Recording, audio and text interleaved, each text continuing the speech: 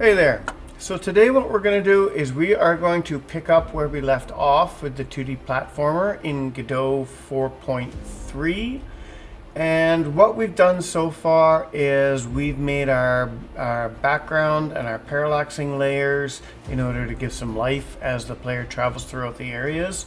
We've also set up our player character and his animations. And one thing I did that you didn't see was I added a sprite to the character. A script to the character for basic movement, because now we're ready to add in water in the foreground and some tile sets for him to move on and actually start playing the game. So I'm just going to switch over here now to screen capture, and you can see there's our parallaxing layers, and if I hit run, he's just going to fall straight down and disappear now because we've added gravity to him. So over here, character body, sprite, script, we just added a script up here, and that script is just a stock one that comes to attach to character body 2D, and it gives basic platforming, left, right, and jump. And then you can adjust the velocities of the movement and the velocities of the jump right in here at the beginning, and it just moves on the delta. It doesn't move and slide left and right, and the space bar does the jump, and it's just using the stock built-in options. We can add to that. I may have actually done it already. I may have gone in and added my A and D back and forth in space bar for his jump, which I think it's already the action. So nothing really to show you there. You just attach that script and away you go. It also gives you gravity, because the gravity get gravity times delta, so basically it just keeps you falling if there's nothing to stop you, no physics to stop you. So that being said, that's where we're going to pick up today, and we're going to start by adding the river area, the shader. So to add a shader, it's pretty simple. We're not going to tell you how to make a shader. We're just going to show you how to add a shader, and you're going to get it from where's my web page here? Web page. You're going to go to Godot shaders. Then you're going to come in here. This is what it looks like. Then you're going to do a search for cosine water, and there's cosine water there. Something to be aware of is that you've got different types of shaders. Canvas items are generally 2D shaders to be used in 2D artwork and tile sets, and spatial are generally 3D shaders to be used like right here in volumetric watering. So we're going to go to cosine water, and then we're simply going to come down here and copy this shader. So that shader is now copied. We can minimize our web page. Then we're going to come back into here, and what we're going to do is we're going to click on our level, right click, and we're going to go add child node. And what we want to do is we simply want to add node 2D. Node 2D, create, right click. We want to rename that, and we're just going to back that out and call it W shader. So that's our water shader. Then we're going to add a child node to that, and we're going to search for sprite 2D.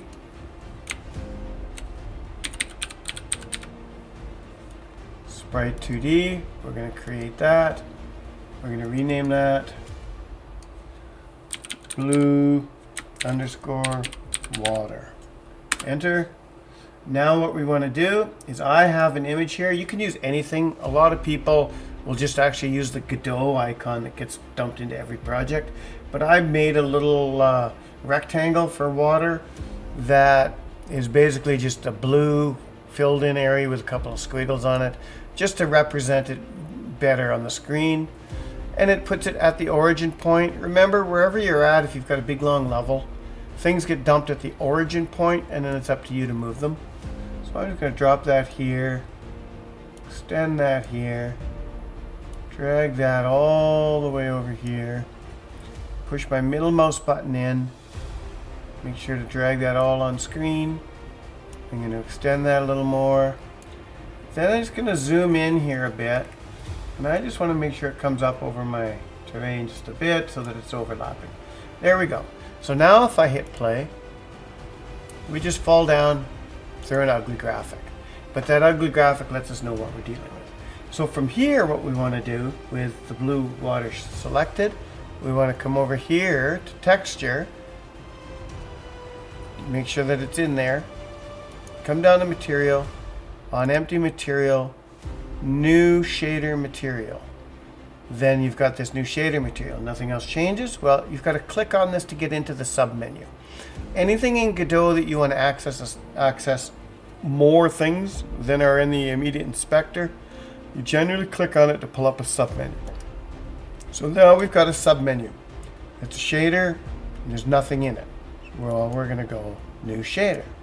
Now from here, you can create a blank new shader, or I'm going to call mine water because I've already created it just to make sure this is going to work for camera and I wasn't wasting much time on here.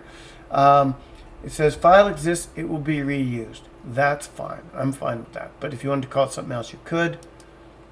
So now we've got a shader and it's already set up, but this is where we would click down here on the shader tab, and I've got a second shader here that I'm just going to show you. I'm going to back all that out of there. Then because we've copied it, all I'm going to do is right click and paste, and then we can save that shader and we have our shader set up. Now the reason that I have two in here is because I wanted to show you the difference in where to set the color. So if you scroll all the way down from the top, you're going to see these vector 4s right near the bottom, and that's where you can actually change the color. They're RGB alpha, and you can see how the numbers are set here: 2, 4, 6, and solid opaque. Now you can also change the parameters over here, and we're going to get into that in a minute, but I just want to show you how to change your watercolors. So if I come up here now to my active script, I just want to show you the stock colors that they had. If I come up here to match mine, I've changed my watercolor. 2, 4, and 6. I come up here, I have 2, 6, and 8. So what I've got is I've added just a little bit more blue and a little bit less green. So I'm just going to change that back down to 4 again, and you can see how that's changed the blue color. Change that to 6 again,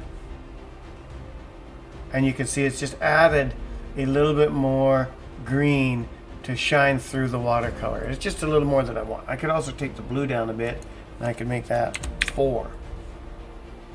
Now it's way more green, like a Mediterranean Ocean or something. Bring that up to 6. Okay. Now what if I wanted to go 2, 2, 8. Now you've got kind of a lava-y looking thing, right? Or a sunset ocean. So just to show you how you can play with those things. I'm going to set mine back there. 2, 6, 8. There we go. And I actually don't want that on 6. I'm going to put that down on 5. There we go. That looks good to me. Okay, so now I've got the color set up how I want. I don't want to change the alpha, but you could change that. Any 1 is opaque. Any decimal below that it gets more transparent as you go down. But you don't have to change that in here. In fact, I wouldn't recommend changing anything else in here. Hopefully later on I'll be doing some more advanced shader tutorials. But there's better people than me out there. I'm not a shader guy. I know how to use them basically. I can interpret some of the numbers. I can do a little bit of working with them.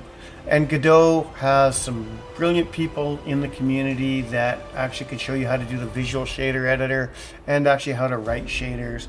There's lots of things out there. I understand the bare basics about it, and that's all I'm going to say about that.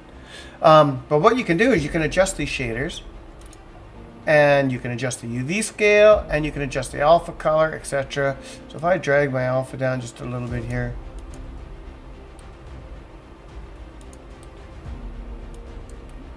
I could set that to 0.7.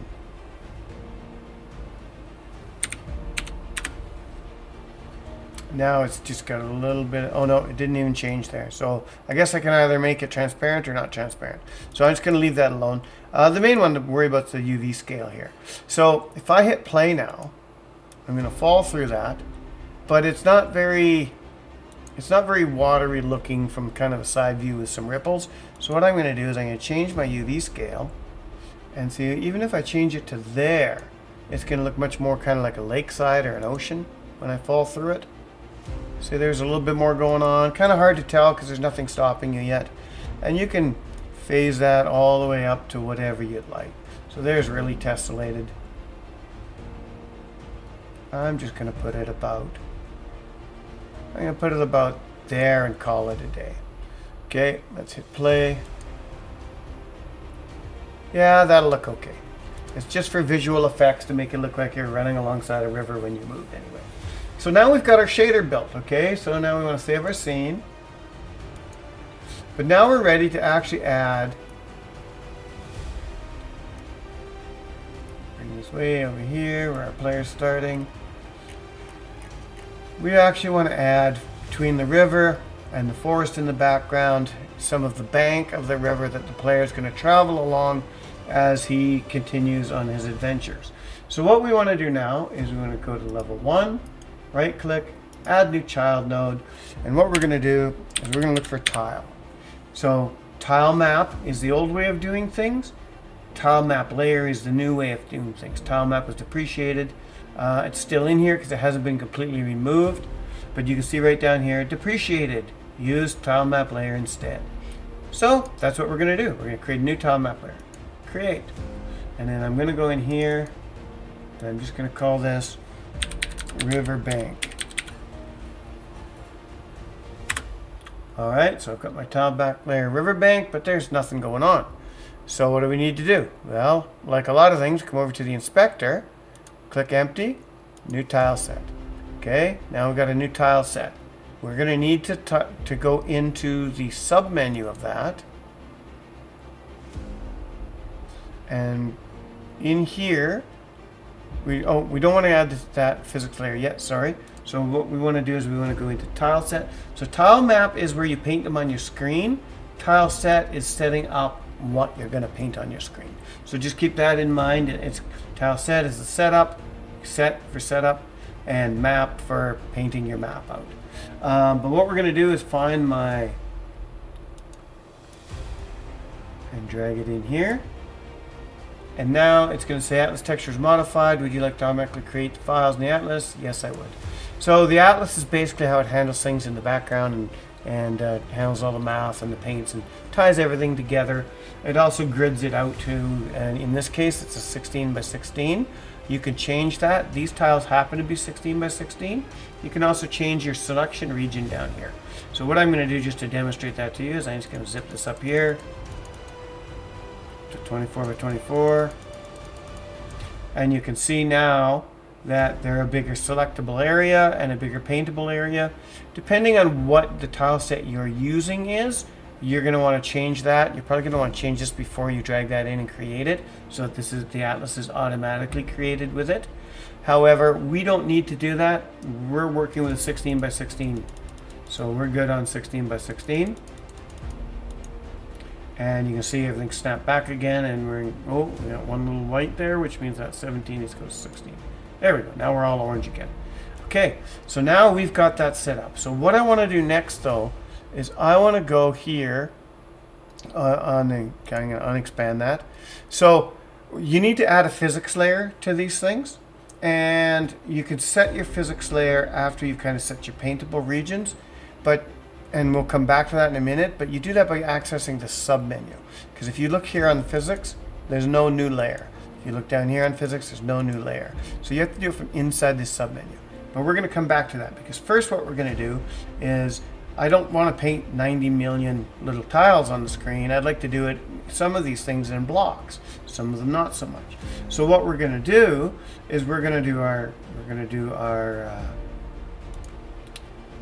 erase brush here, and what we're going to do is just erase all these. So the orange is the paintable area selection of your tile set, and we're just going to remove all of these orange areas, and we're going to redefine some of them really quickly here.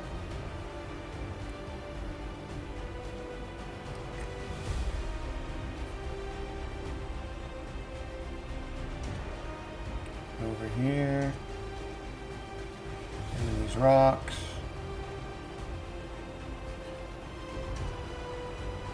I'm not sure that I need to do any more than that for the moment. I want to pull those away too. Okay, so now it's important to know that clicking paint doesn't just redraw these. That's actually for doing some other stuff. You just untoggle the eraser to reselect them. Now if you just select here, you can see it's not grouping them, it's putting it back exactly what you did. So I'm going to remove those.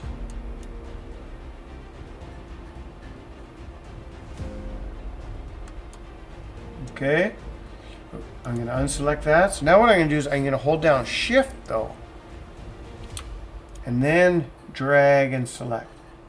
There, now I've got one. Hold Shift down again.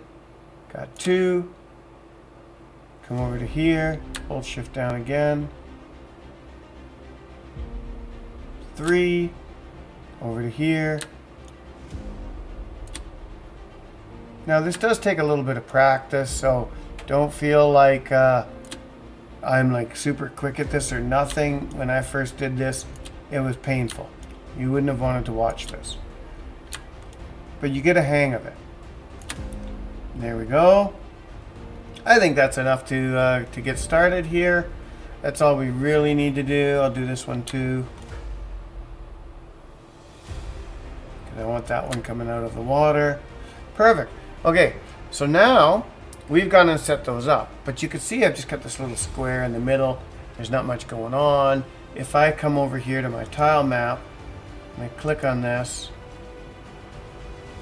and I set it right under my character, right under the trees, and hit play, I still fall right through. There's no physics layer, so I continue to fall there. All right, so what I want to do is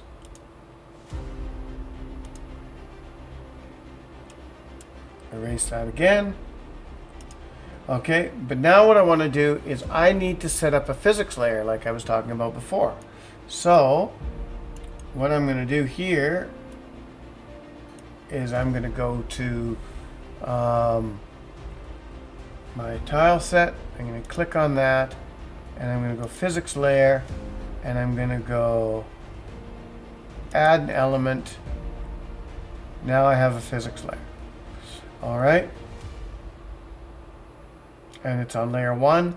These could be different layers, so if you put your player on, say, layer 3 to interact with things, then you'd want your physics layer on layer 3 to interact with them, etc., etc. I'm leaving these all on layer 1. It's not going to make a difference for this simple of a game. It gets more complicated when you're doing things like roofs that become transparent and you want them to disappear and hide and things like that. You can assign them to different physics layers. That being said, flying things too could be on like a different physics layer, or if you're working, maybe you've got mine shafts from a top view, and you've got platforms and stuff that are, player has to go up to the second layer to work on that, and then the things below or just walk underneath, things like that. That's where the physics layers come in handy. But that being said, so now you just have to bear with me a little bit here because I don't paint the physics layers very often, and I might just struggle a little bit on it here. However, if I go, I believe what I have to do now is just on tile map. If I go to, where's my paint? There's a tile set, paint. There we go. So it's on tile set, paint. So again, set up versus drawing out. And then I need to select the layer. And what I want to do is I want to select physics layer 0. So now with physics layer 0 selected, I can adjust the bounding box for these. So I'm going to just go here. This one, I need to zoom this out a bit. There we go, because I wasn't seeing the whole thing that I had painted. But now what I want to do is I want to bring this up here, this up to here, this one down to here, and this one down to here. Now I don't necessarily need to bring these all the way down. I could have just left them at the top. But that works for me. So now I'm going to go click on that again, and you can see now the physics layer. Now I'm going to do this one again like that. This one again like... Oh, I didn't draw that one in, sorry. Go to this one here. But this one I want to do differently. I want to bring this one in.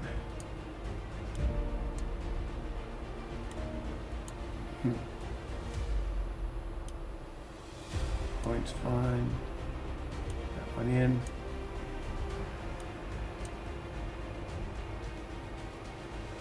Okay, we're going to zoom out a little more to see that. There we go. I was in that top corner, it snapped to the edges. It didn't like that very much. I'm going to bring this one to here. Bring that into there just a little bit. And bring this one over to here. Now, can I add a point? I believe. Add a polygon. There we go. So now I can bring that one up to there. Okay.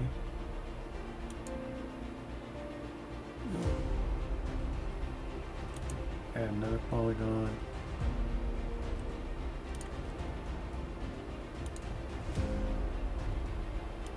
Alright, now I just want to move those around.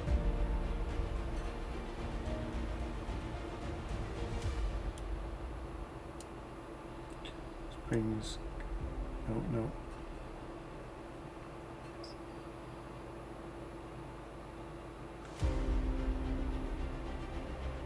There we go. Bang. So now I want to bring this guy. Nope. Where are you? You go over here. I think I got too many.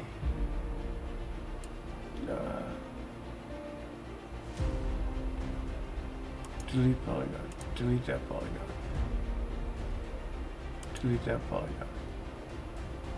Delete that polygon. Okay. Scroll that back down again. Okay. Now I can set these up where I need them. Oh, wait. Go.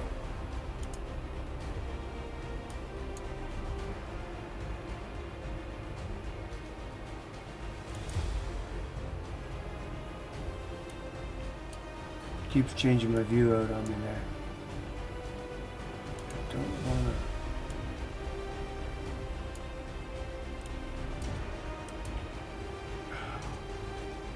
Crazy.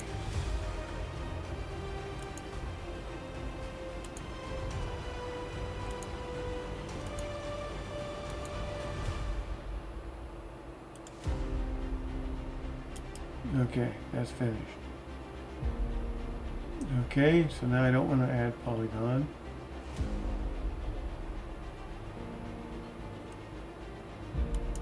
Now I want to add it. I was clicking on the wrong thing. Sorry about that, people.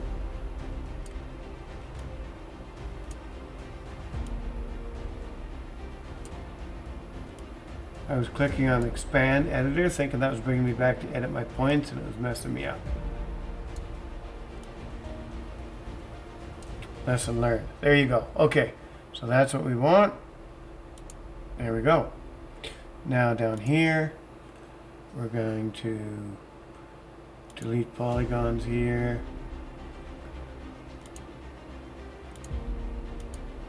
I only want 4. Perfect. Back to the edit points tool. Okay. There. There. There. And there. Perfect. Okay. Good. We're happy with that. Now we're going to come back to tile map. So we've got those 4 tiles all set up. We're going to come back to tile map. And now what I'm going to do is I'm going to go here and I'm going to go bang, bang, right under the player starting, bang, down to the river's bank.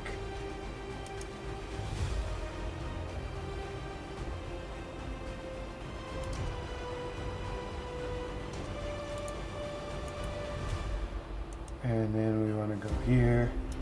I just want to put some grass here. These don't have physics colliders on them.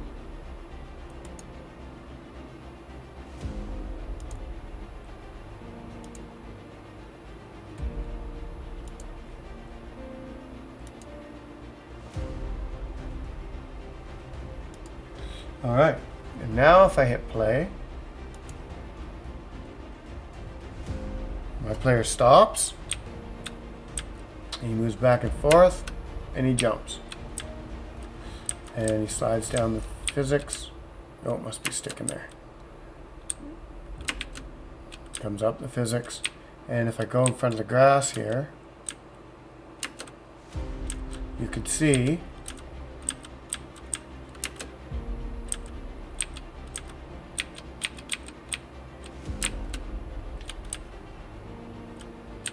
now his feet disappear into there a little bit. So one thing I think I want to do just to fix that up a little bit better, I could edit that terrain, but I think what I want to do is I want to